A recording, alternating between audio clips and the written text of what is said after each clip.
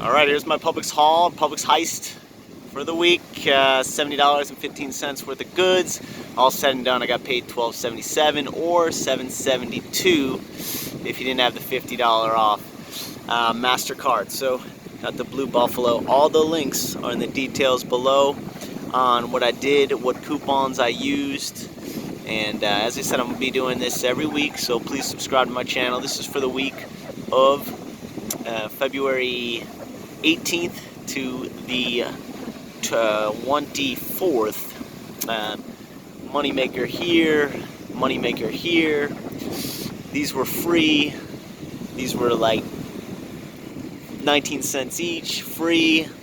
Blue Buffaloes were pretty much free, just a little tax on that. These were moneymaker there, and these were free.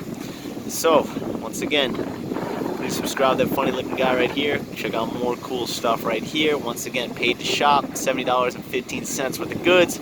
Got paid $12.77 when you buy the Visa card. Get another $10 off your total. That's it.